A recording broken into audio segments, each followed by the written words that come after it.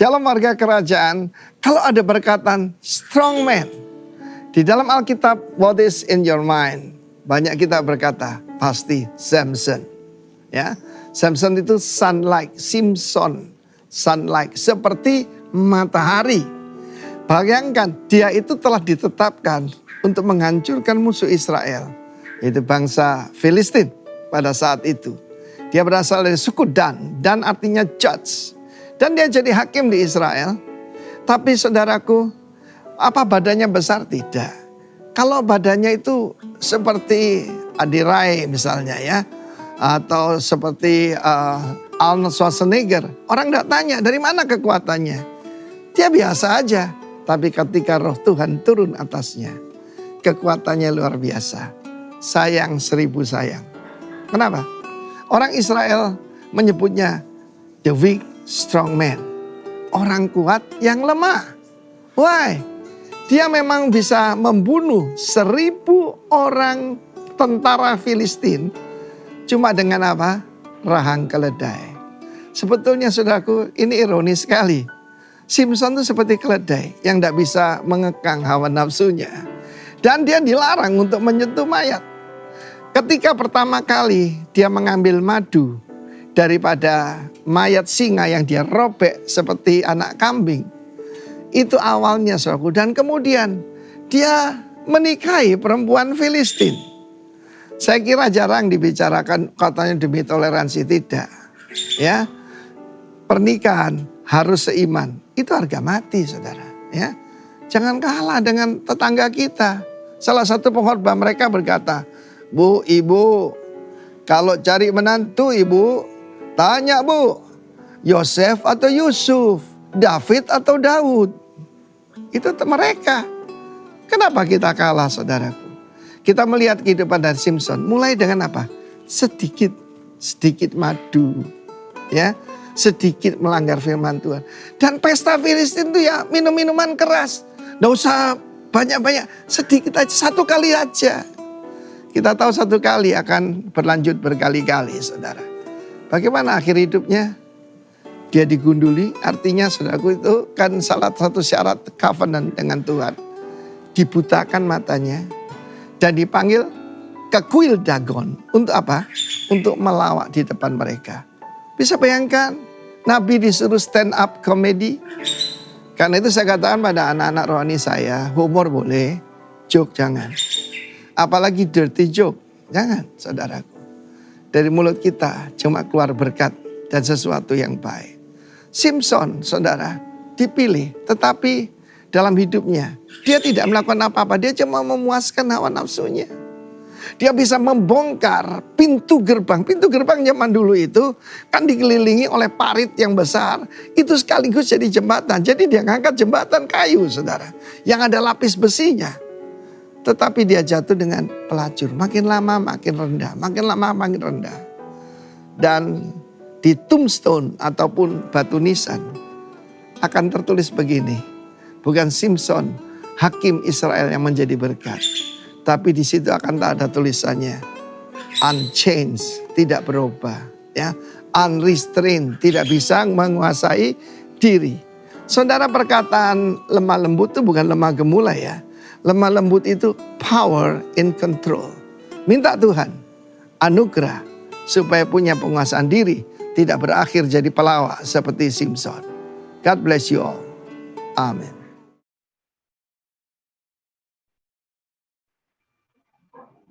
Oke, baik saudara-saudara. Mari kita akan lihat Alkitab kita. Kita akan baca di dalam Kitab 2 Korintus pasal yang pertama. 2 Korintus pasal yang pertama. Kita akan baca mulai ayat yang ketiga. 2 Korintus pasal pertama ayat yang ketiga. Terpujilah Allah Bapa Tuhan kita Yesus Kristus, Bapa yang penuh belas kasihan dan Allah sumber segala penghiburan yang menghibur kami dalam segala penderitaan kami, sehingga kami sanggup menghibur mereka yang berada dalam bermacam-macam penderitaan dengan penghiburan yang kami terima sendiri dari Allah. Ayat 5. Sebab sama seperti kami mendapat bagian berlimpah-limpah dalam kesengsaraan Kristus, demikian pula oleh Kristus kami menerima penghiburan yang berlimpah-limpah. Ayat 6. Jika kami menderita, hal itu menjadi penghiburan keselamatan kamu. Jika kamu dihibur, maka hal itu adalah untuk penghiburan kamu, sehingga kamu beroleh kekuatan untuk dengan sabar menderita kesengsaraan yang sama seperti yang kami derita juga. Ayat 7. Dan pengharapan kami akan kamu adalah teguh, karena kami tahu bahwa sama seperti kamu turut mengambil bagian dalam kesengsaraan kami juga turut mengambil bagian dalam penghiburan kami. Ayat yang ke-8. Sebab kami mau, saudara-saudara, supaya kamu tahu akan penderitaan yang kami alami di Asia Kecil. Beban yang ditanggungkan atas kami adalah begitu besar dan begitu berat, sehingga kami telah putus asa juga akan hidup kami. Ayat 9. Bahkan kami merasa seolah-olah kami telah dijatuhi hukuman mati. Tetapi hal itu terjadi supaya kami jangan menaruh kepercayaan pada diri kami sendiri, tetapi hanya kepada Allah yang membangkitkan orang-orang mati dari kematian yang begitu ngeri. Ia telah dan akan menyelamatkan kami. Kepadanya kami menaruh pengharapan kami bahwa Ia akan menyelamatkan kami lagi. Ayat yang ke-11. Karena kamu juga turut membantu mendoakan kami supaya banyak orang mengucap syukur atas karunia yang kami peroleh berkat banyaknya doa mereka untuk kami. Puji Tuhan, saudara-saudara, saya mempercayai kebenaran firman Tuhan, dan saya juga percaya hari ini setiap saudara dan saya akan dikuatkan senantiasa mengalami berkat-berkat yang besar yang daripada Tuhan yang terus dinyatakan dalam kehidupan setiap kita. Nah, dari tempat saudara berada saat ini, katakan, Tuhan, Engkau begitu baik. Ucapkan itu, saudara-saudara. Tuhan, Engkau begitu baik. Dan saya meyakini kebenaran firman Tuhan ini menjadi bagian dalam kehidupan kita. Nah, saudara, pagi ini saya mau menyampaikan satu kebenaran dengan tema dihibur untuk menghibur. Apa maksudnya, saudara-saudara?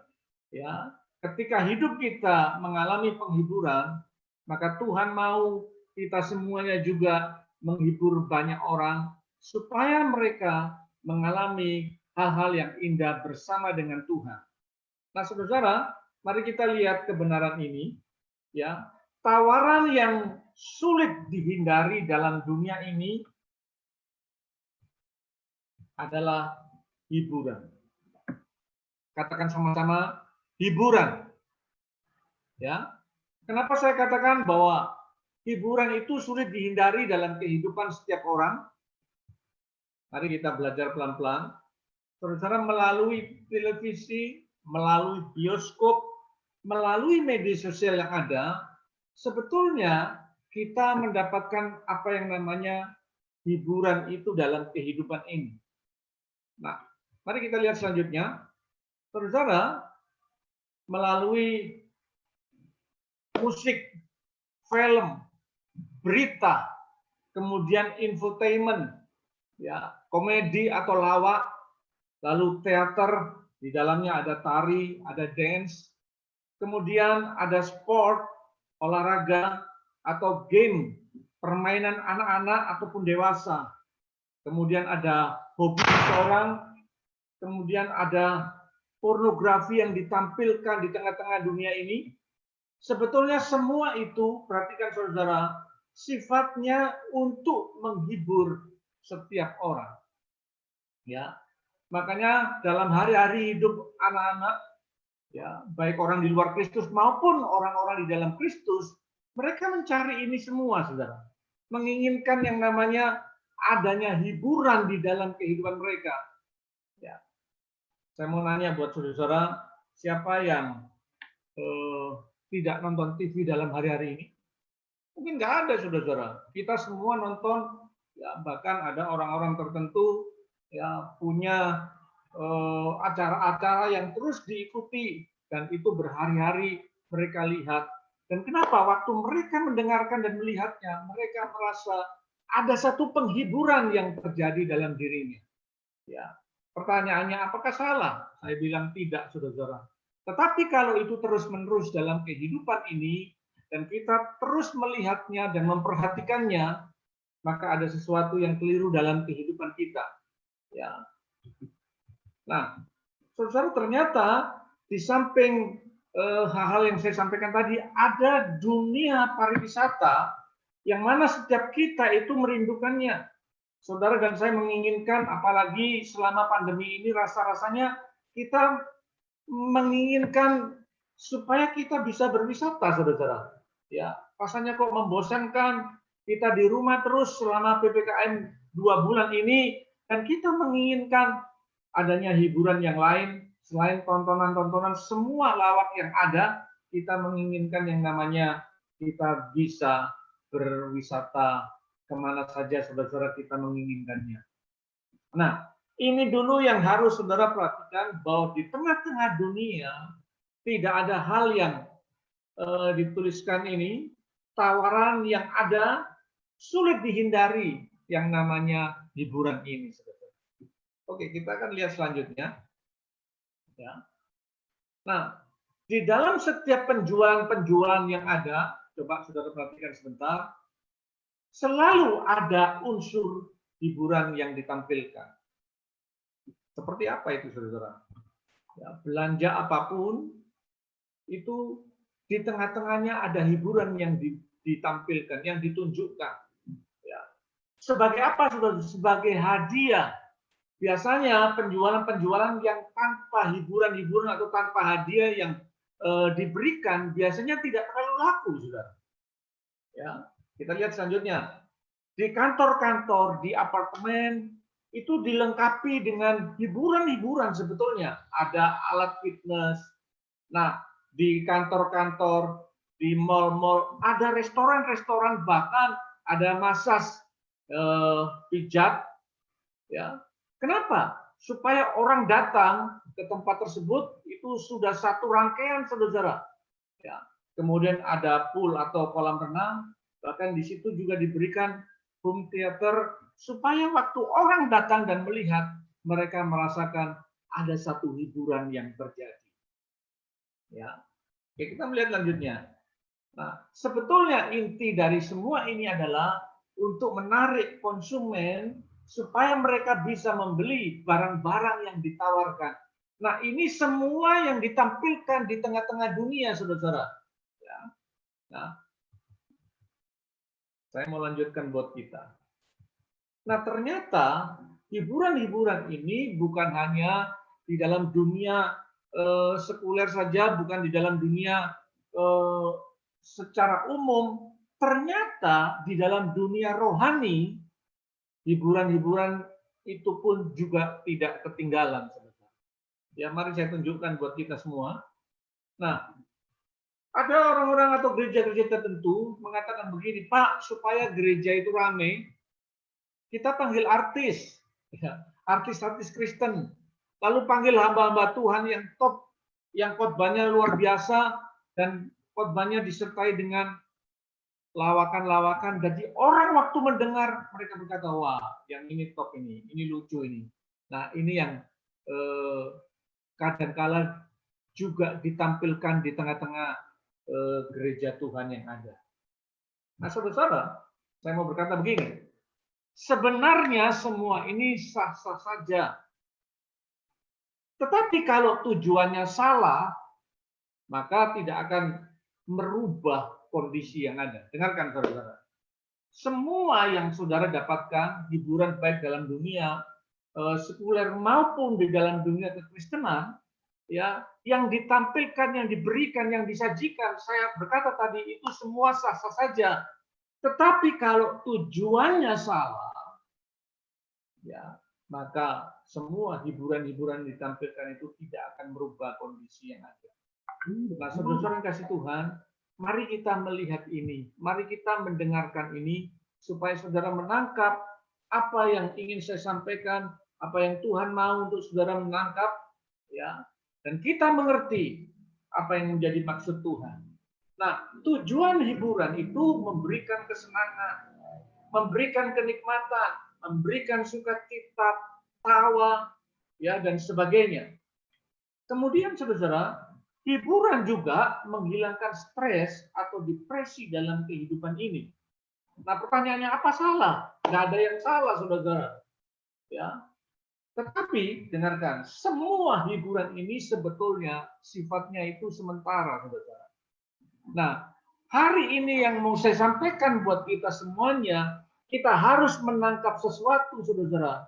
Sebetulnya ada hiburan yang di atas semua hiburan yang ada dalam dunia ini, yaitu hiburan yang sebetulnya diberikan oleh Tuhan dalam kehidupan kita. Sebab hiburan yang diberikan oleh dunia itu sifatnya sementara. Ya, kita bisa senang, tertawa, cekikak-cekik, saudara-saudara kita bisa merasakan kesenangan pada saat itu, pada jam-jam itu. Tetapi setelah semuanya berlalu, pertanyaannya, apakah kita tetap mengalami sukacita? Apakah kita tetap mengalami damai dalam kehidupan ini? Yang beritahu saudara, belum tentu. Dan kadang-kadang itu tidak ada atau hilang sama sekali. Tetapi saya mau beritahu saudara, ketika penghiburan yang daripada Tuhan itu diberikan dalam kehidupan kita, maka hiburan itu akan sanggup mengalahkan semua problem yang ada di dalam kehidupan saudara dan saya. Hiburan atau sukacita, damai yang Tuhan berikan di tengah-tengah dunia ini, itu mengalahkan semua problem yang ada di dalam kehidupan ini. Itu sebabnya saudara-saudara kita harus belajar, kita harus menangkap sesuatu, bahwa apa yang Tuhan berikan itu melebihi semua hiburan yang diberikan oleh dunia, hiburan yang diberikan oleh kuasa-kuasa yang lain, bahkan hiburan yang diberikan oleh setan sendiri yang bisa menghibur banyak orang. Ya, tetapi hari ini saya mau berkata, saudara, hanya ada penghiburan yang sesungguhnya, hanya ada sukacita yang sesungguhnya, dan hanya ada damai sejahtera yang sesungguhnya, yaitu yang diberikan oleh Tuhan di dalam kehidupan setiap kita. Katakan amin, saudara. Nah, ini yang Tuhan mau untuk saudara bisa menangkap penghiburan yang sesungguhnya yang daripada Tuhan. Nah, saudara, penghiburan yang sesungguhnya kita sangat-sangat membutuhkan, saudara. Ya, apalagi di tengah-tengah dunia saat ini kita sedang menghadapi masa pandemi yang ada menyebar di seluruh dunia, saudara. Nah, dalam keadaan yang sangat menyedihkan ketika orang-orang mengalami atau kena virus corona, dalam keadaan yang membuat kita rasanya seperti membosankan apa yang sedang saudara dan saya hadapi. Tetapi, saudara, di dalam keadaan yang seperti ini sebetulnya Tuhan itu menyediakan satu penghiburan yang sesungguhnya dalam hidup setiap kita. Nah, penghiburan yang daripada Tuhan itu sifatnya di dalam hati saudara, ya, ada makna yang sesungguhnya yang Dia berikan dalam kehidupan kita. Kenapa firman ini saya sampaikan di tengah-tengah saudara? Ya, pada waktu saya juga mengalami keadaan yang jenuh, saudara, bosan, ya, rasa-rasanya kok hanya di rumah, hari-hari di rumah, ya. Lalu apa yang terjadi, saudara? Dalam kondisi seperti ini saya menyembah Tuhan. Kemudian saya berdoa, saya main piano. Pada waktu saya mulai berdoa, waktu saya mulai menyembah, dengarkan, saudara. Ya, tiba-tiba Roh Kudus berkata begini, anakku, kondisi yang sedang kamu hadapi, aku tetap memberikan penghiburan yang sesungguhnya. Saudara tahu waktu Roh Kudus berkata seperti itu, seperti ada aliran air, seperti ada gelombang-gelombang laut yang membasahi di dalam hati saya. Dan saya bilang sama Tuhan, Tuhan, benar Tuhan. Ya, sekalipun aku hanya di rumah, tapi aku tetap merasakan damai yang luar biasa. Aku tetap merasakan penghiburan yang luar biasa yang mengalir di dalam kehidupanku. Karena apa yang terjadi, saudara? Semua bentuk-bentuk kesedihan, rasa sendiri, rasa sepi yang sedang saya hadapi itu hilang semuanya. Kenapa? Ada satu penghiburan yang lebih dalam dan bermakna yang diberikan oleh Tuhan di dalam kehidupan setiap kita. Nah, tangkap ini, saudara. Penghiburan yang seperti ini yang saudara dan saya perlukan, yang membuat hati kita mengalami sukacita yang luar biasa. Ya. Nah, di dalam lebih dari hiburan yang ada di dalam dunia. Nah, penghiburan yang sesungguhnya yang Tuhan berikan itu lebih dari semua hiburan yang ada yang ditampilkan oleh dunia. Ya. Nah, penghiburan yang seperti ini yang saya alami tadi, saudara, akan menguatkan roh kita. Nah, hari itu saya lupa berapa hari yang lalu, ya roh saya jadi kuat, saya bisa berapi-api menyembah Tuhan dan membawa saya mengalami satu pertumbuhan bersama dengan Tuhan. Ini penting, saudara. Membawa saya bertumbuh bersama dengan Tuhan dan roh saya menjadi kuat, dan dalam keadaan yang seperti ini ada keteguhan yang mengalir. Dan hiburan yang seperti ini Tuhan berikan di dalam kehidupan setiap saudara. Nah, itu sebabnya mari pagi hari ini kita membuka hati, saudara. Tuhan sumber penghiburan di dalam setiap kita. Nah, saya mau lanjutkan buat kita pada pagi hari ini. Ya, saudara, datangnya penghiburan itu dari mana? Alkitab katakan di dalam 2 Korintus pasal yang pertama, ayat yang ketiga berkata begini, saudara. Terpujilah Allah, Bapa Tuhan kita Yesus Kristus, Bapa yang penuh kasih, Bapa yang penuh belas kasihan, dan sumber segala penghiburan. Nah, penghiburan itu datang dari Bapa, dan juga penghiburan datang dari Roh Kudus. Karena salah satu nama dari Roh Kudus adalah penghibur itu sendiri. Jadi saudara, kalau ada di tengah-tengah kita yang merasa kesepian, ya kesepian itu bukan berarti nggak ada orang lain di sekitar kita. Ya kita bisa merasa kesepian, saudara. Pada saat bagaimana? Pada saat kita mengalami dalam kehidupan ini rasa tidak ada sesuatu yang diajak berkomunikasi dalam kehidupan saudara dan saya. Nah, saya mau beritahu saudara bahwa Roh Kudus yang ditaruh oleh Tuhan di dalam hati kita adalah roh yang menghibur dalam kehidupan setiap kita, yang memberikan ketenangan, yang memberikan sukacita. Cuman yang menjadi masalah adalah kita tidak pernah berkomunikasi dengan roh Tuhan yang ditaruh dalam kehidupan setiap kita. Jadi Paulus berkata, bagaimana kehidupannya dihibur oleh Bapa yang di surga. Dan itu memberikan ketenangan, kekuatan dalam kehidupan Rasul Paulus. Nah, saudara, ini penting. Ya, ini coba saudara perhatikan baik-baik. Sebelum penghiburan itu datang, ya, Bapa di surga mengizinkan situasi-situasi yang tidak menyenangkan. Ya. Situasi seperti apa? Persoalan-persoalan berat, bencana-bencana yang kita lihat di negara kita, bahkan di tengah-tengah dunia yang ada. Lalu kita melihat kematian-kematian karena corona yang ada hari-hari yang kita hadapi, yang terjadi dalam keluarga-keluarga. Kemudian rasa sendiri dan tempat-tempat yang terisolir, saudara. Nah, jadi saudara perlu perhatikan begini. Sebelum penghiburan itu datang dari Bapa di surga, maka problem-problem yang berat yang seperti ini turun dulu di tengah-tengah kita, saudara. Kita tidak akan pernah mengalami bagaimana Tuhan itu memberikan penghiburan dalam kehidupan kita sebelum hal-hal yang seperti ini datang. Nah, ketika persoalan-persoalan berat datang, ketika bencana sedang terjadi di bangsa ini, ketika kematian datang dalam keluarga, ketika perasaan sendiri itu muncul, dan kita sebetulnya sedang berada di tempat-tempat yang terisolir, bekerja di tempat-tempat yang rasanya kita merasa sendiri, saudara. Nah, dalam kondisi yang seperti itu, pada waktu kita berdoa, dengarkan saudara, maka Bapa di surga memberikan yang namanya penghiburan di dalam kehidupan setiap kita. Nah, Rasul Paulus berkata, saudara, Terpujilah Allah Bapa Tuhan kita Yesus Kristus, Bapa yang penuh belas kasihan dan Allah sumber segala penghiburan yang menghibur kami dalam segala penderitaan kami. Sehingga kami sanggup menghibur mereka yang berada dalam bermacam-macam penderitaan dengan penghiburan yang kami terima sendiri dari Allah. Nah, dengarkan saudara, Rasul Paulus dihibur oleh Bapa di surga di tengah situasi bagaimana penderitaan itu datang. Saudara tahu ketika Paulus ada di Korintus, dia mengalami penderitaan yang begitu luar biasa, mengalami satu kondisi yang sangat menyakitkan secara daging. Tetapi saudara, dalam kondisi yang seperti itu, kita berkata apa? Bahwa Bapa di surga datang dan menghibur Rasul Paulus, sehingga Rasul Paulus mengalami sukacita, mengalami damai, mengalami ketenangan yang dialami dalam kehidupannya.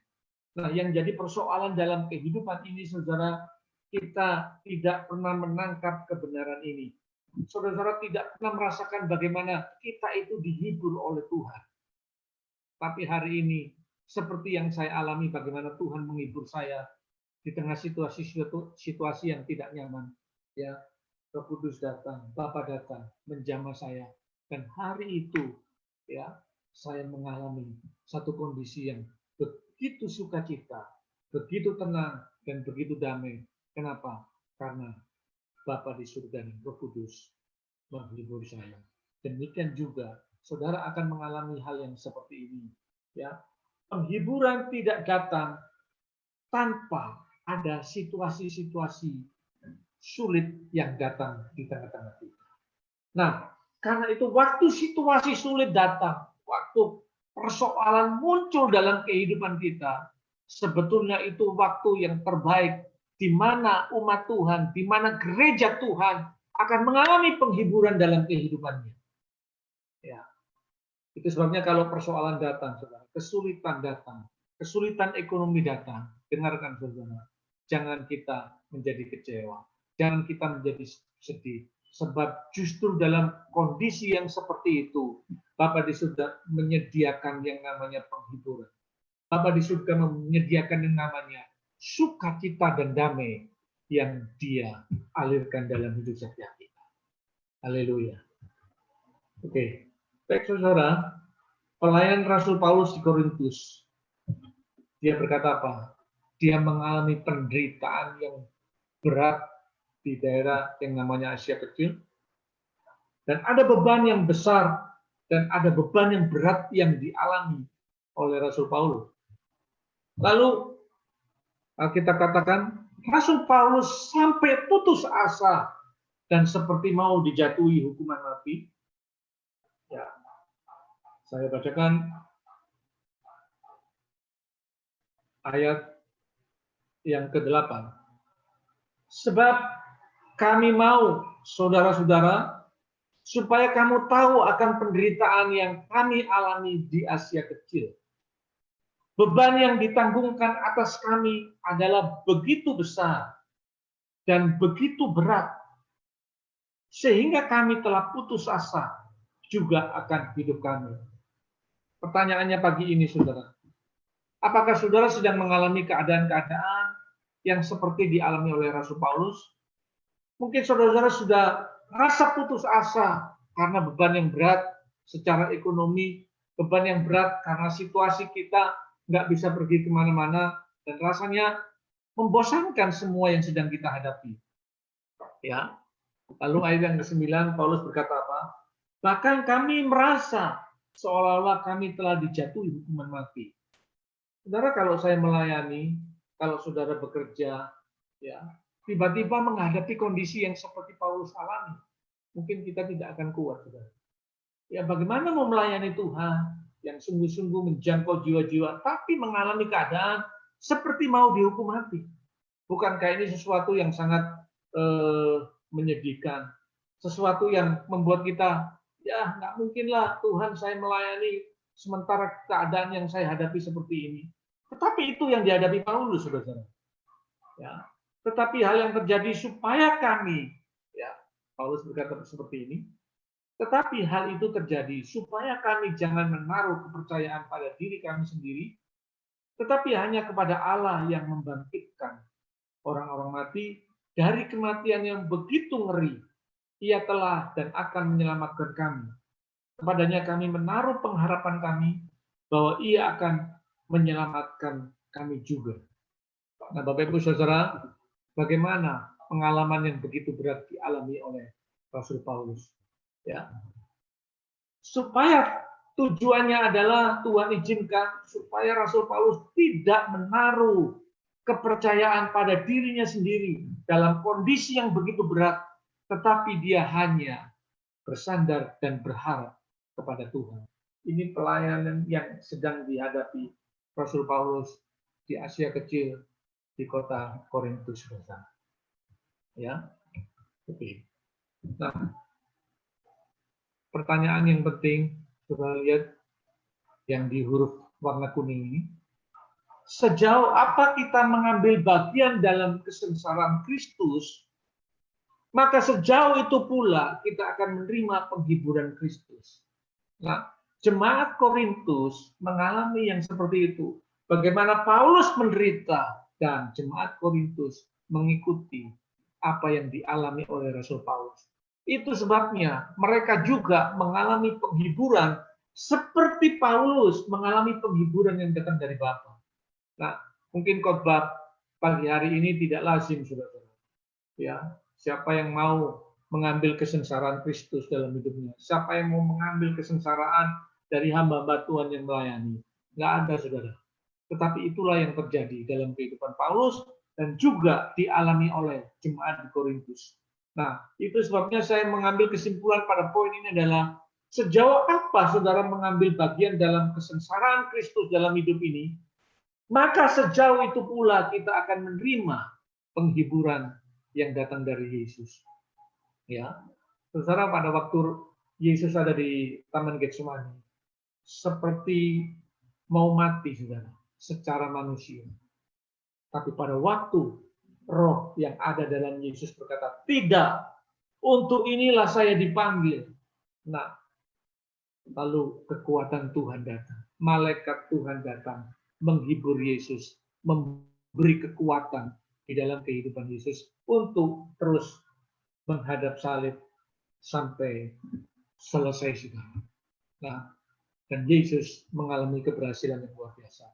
Bapak, Ibu, Saudara, pagi ini mari kita menangkap kebenaran ini. Kalau saudara menangkap kebenaran ini, maka kita akan menerima penghiburan yang luar biasa yang datang dari Tuhan. Nah, ada satu pertanyaan yang pagi ini saya sampaikan buat saudara.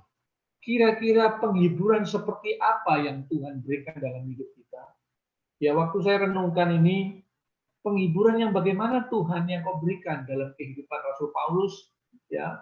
Kalau penghiburan yang saya alami, saya dihibur, dijamah oleh Tuhan, hati saya mengalami sukacita, itu penghiburan yang saya alami. Nah, Paulus mengalami penghiburan, ya. Salah satu bentuk penghiburan yang saudara harus mengerti adalah ada orang-orang tertentu yang disuruh Tuhan datang untuk menghibur kita. Ya, mungkin saudara tidak mengerti ini, ya, tapi saya mau katakan ada jemaat yang lain, mungkin ada juga gembala saudara datang, ada orang-orang tertentu yang diutus oleh Tuhan datang, lalu mereka mulai menghibur saudara, memberikan kekuatan. Ya, Bapak Ibu, jangan takut, ya, jangan lemah. Dalam kondisi ini Tuhan memberikan kekuatan dan Tuhan memberikan kemampuan. Nah, itu sebabnya melalui orang-orang yang ada yang Tuhan utus, sebetulnya penghiburan diberikan dalam kita. Lalu penghiburan yang bagaimana lagi? Yaitu ada damai yang mengalir di dalam hati kita saat kita berdoa. Oke, saya mau ajak saudara untuk membaca di dalam kitab Ayub pasal 21. Ayub pasal 21 ayat yang ke-12.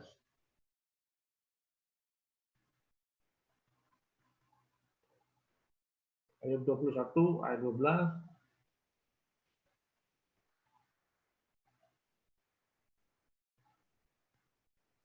Mereka bernyanyi-nyanyi dengan iringan rebana dan kecapi dan bersukaria menurut lagu seruling. Mereka menghabiskan hari-hari mereka dalam kemujuran dan dengan tenang mereka turun ke dalam dunia orang mati. Tetapi kata mereka kepada Allah, pergilah dari kami tidak suka mengetahui jalan-jalan-Mu. Yang Maha Kuasa itu apa? Sehingga kami terus beribadah kepadanya, dan apa manfaat bagi kami kalau kami memohon kepadanya. Nah, ini yang dialami oleh Ayub dalam kondisi yang berat, dia tetap mengalami satu penghiburan. Nah, saya ajak saudara untuk melihat di dalam kitab Mazmur pasal 119. Mazmur 119, kita baca ayat yang ke-76. Bunyinya seperti ini, saudara. Biarlah kiranya kasih setiamu menjadi penghiburanku, sesuai dengan janji yang kuucapkan kepada hambamu. Nah, Daud berkata, lewat kasih setia Tuhan, lewat pertolongan Tuhan, dalam keadaan orang-orang mengalami kesusahan, dengarkan saudara, kita juga mengalami kesusahan, tetapi Tuhan tidak berhenti sampai di situ. Dia menolong hidup kita, dia menolong saudara-saudara dengan kesembuhan, dengan mujizat yang terjadi dalam kehidupan kita. Sehingga setiap kita mengalami yang namanya penghiburan di dalam setiap kita. Lalu kita lihat ayat yang ke-50, Mazmur 119. Kita baca ayat yang ke-50, begini bunyi firman Tuhan. Inilah penghiburanku dalam sengsaraku, bahwa janjimu menghidupkan aku. Nah, dengarkan saudara. Jadi penghiburan yang Tuhan berikan bisa menjamah hati kita, bisa mendatangkan orang lain, ya, bisa memberikan damai yang luar biasa. Dia juga menunjukkan kasih setianya dalam hidup kita dan juga menunjukkan janji-janji firman-Nya. Jadi kalau saudara mau mengalami penghiburan, bacalah Alkitab sesering mungkin, saudara. Di situ Tuhan menunjukkan janji-janjinya buat setiap kita. Nah, pada waktu kita mengalami satu keadaan yang sangat susah, sangat sulit, lalu firman Tuhan dibukakan dalam hidup kita. Firman Tuhan ditunjukkan untuk saudara dan saya, dan di situ kita mengalami satu kelepasan. Ya, kita mengalami satu keadaan di mana penghiburan Tuhan itu datang dalam hidup kita. Satu ayat lagi, Roma 15 ayat yang kelima. Roma 15 ayat yang kelima. Semoga Allah yang adalah sumber ketekunan dan penghiburan mengaruniakan kerukunan kepada kamu sesuai dengan kehendak Kristus Yesus, sehingga dengan satu hati dan satu suara kamu memuliakan Allah dan Bapa Tuhan kita, Yesus Kristus. Nah, lewat janji-janji yang Tuhan berikan, maka saudara dan saya mendapatkan satu penghiburan. Nah, oke, saya masuk pada poin yang terakhir buat kita semuanya.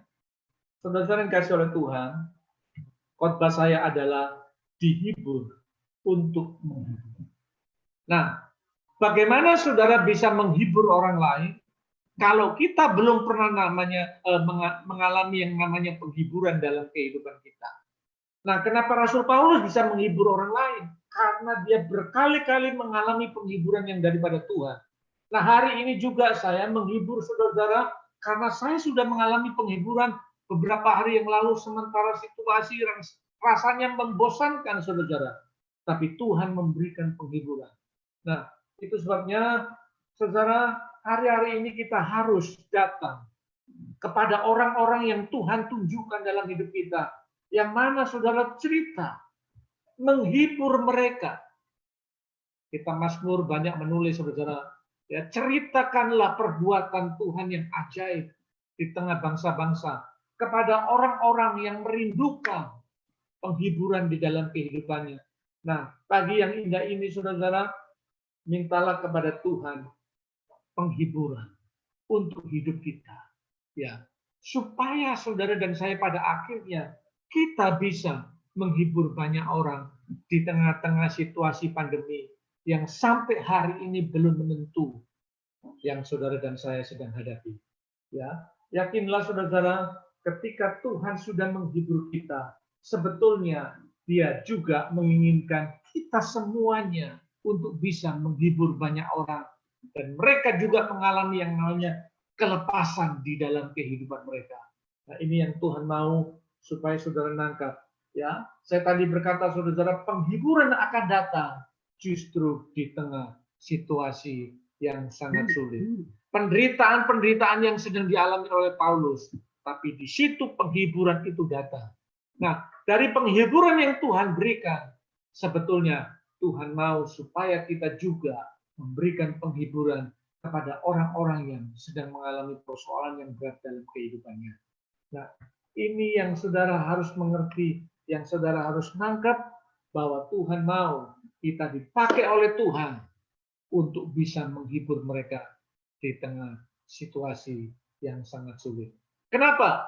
Karena kita sudah terlebih dahulu dihibur oleh Tuhan yang luar biasa, yang hari ini kita rasakan dan kita nikmati. Oke, pergilah saudara, hibur orang lain untuk mereka menikmati yang baik di dalam kehidupan mereka. Tuhan Yesus memberkati saudara.